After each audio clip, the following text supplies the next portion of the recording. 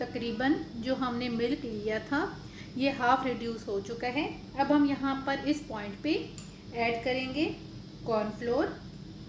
यहाँ पे मैंने हाफ कप दूध लेके इसके अंदर अच्छी तरह से मिक्स कर लिया है। अब हम इसे ऐड कर देंगे और यहाँ पे अब हम इसे थिक होने तक पकाएंगे।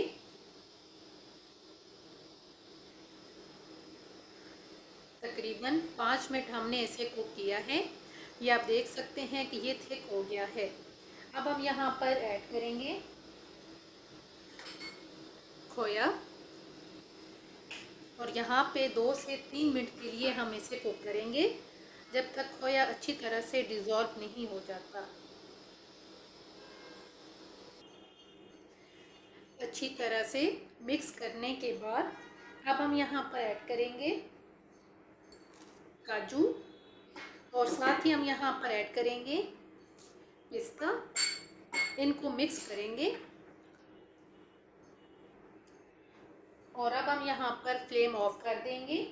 फ्लेम ऑफ करने के बाद हम इसमें ऐड करेंगे कंडेंस्ड मिल्क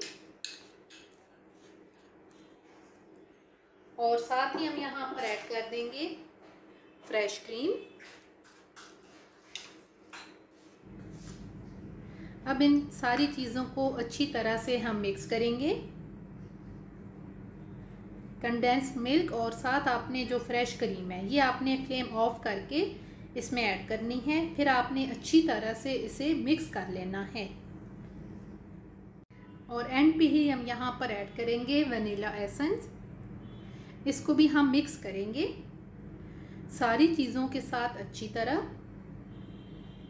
अब आपने इसको जिसमें सेट करना है उसके लिए आप कोई भी मोल्ड या ट्रे ले लें और अब यहाँ पर मैं ऐड कर दूँगी पिस्ता बहुत सारा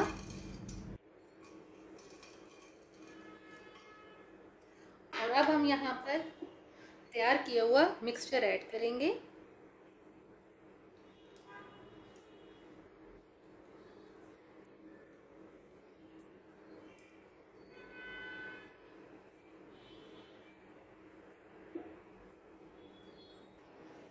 अब हम यहाँ पर इसे कवर कर देंगे और कवर करके इसे हम फ्रीज़र में रखेंगे तकरीबन 5 से 6 घंटे के लिए। तकरीबन 7 से 8 घंटे हमने इसको फ्रिज में रखा है।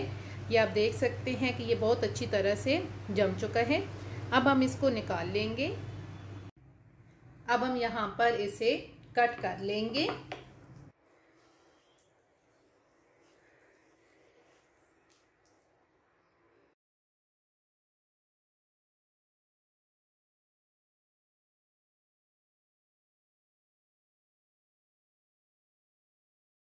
फाइनली इस तरीके से कट करने के बाद अब हम इस पे रेड सिरप ऐड करेंगे। उम्मीद है आपको ये वीडियो पसंद आएगी। अगर आपको ये वीडियो अच्छी लगे तो हमारे चैनल को सब्सक्राइब करें, लाइक करें और शेयर करें। अल्लाह हाफिज़। Subscribe to our channel by clicking the subscribe button. Click the bell button and enjoy the latest uploads from our